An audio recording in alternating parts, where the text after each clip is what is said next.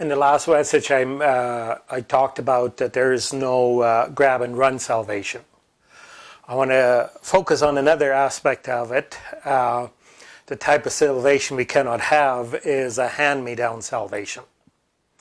I remember when I was a little boy, we were very, very poor, and so there was 7 of us brothers, and I was number 5 of those brothers. And so older brothers and very, very poor, and I would wear a lot of hand-me-downs. It was very rare that I would get something new.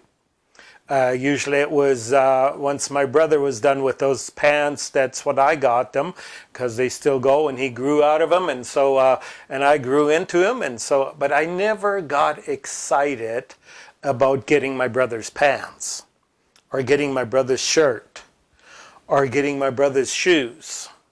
I never got excited about that.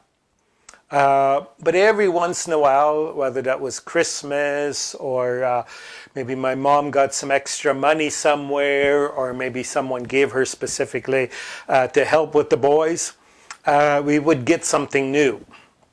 And I remember this one Christmas time, my mom had made us new pants. And it wasn't my favorite color, but they were mine.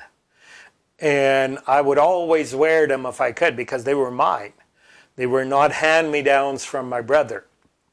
And so when we think about salvation, there is no hand-me-down salvation. Sometimes that is the type of salvation some people embrace. I'm a Christian because my parents were Christians.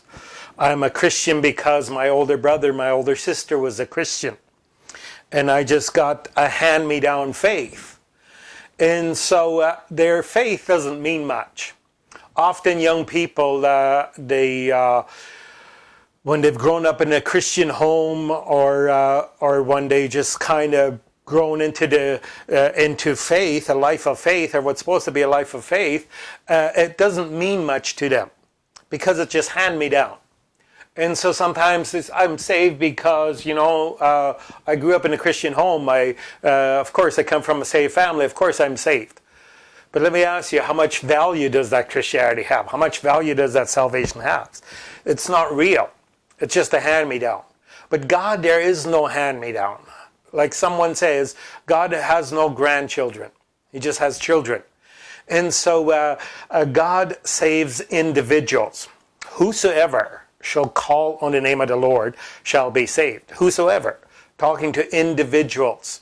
And John 3:16, for God so loved the world that he gave his only begotten Son, that whosoever believeth in him should not perish but have everlasting life. We stand guilty before God as an individual. We must realize that mankind is evil. Mankind does many wicked things, and we talk about, the wickedness amongst mankind. But there is only one batch. There is only one mankind. There's only one people.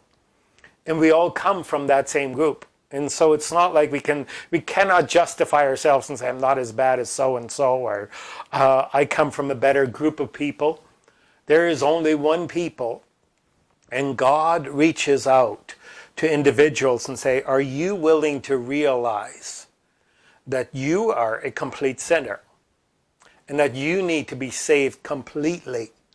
That you don't have a foot in, that you don't have a step ahead, that you need a new life. You can't just embrace or maybe patch your brother's salvation, or your dad's salvation, or someone else's salvation. There is no hand-me-down salvation. There's only, if any man be in Christ, he's a new creature. Let me tell you, salvation is for you. And you got to get your own. You can't just hope that someone will pass it down. It will have no meaning, have no value. You'll never embrace it as your own. But once I become guilty before God, and I realize I'm condemned, and I realize whether my parents are saved or not, whether my brothers and sisters are saved or not.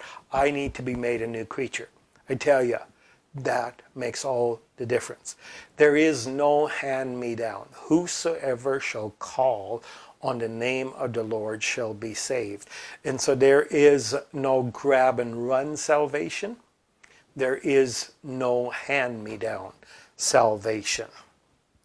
We have a great heritage in the Lord. But there is no salvation in heritage.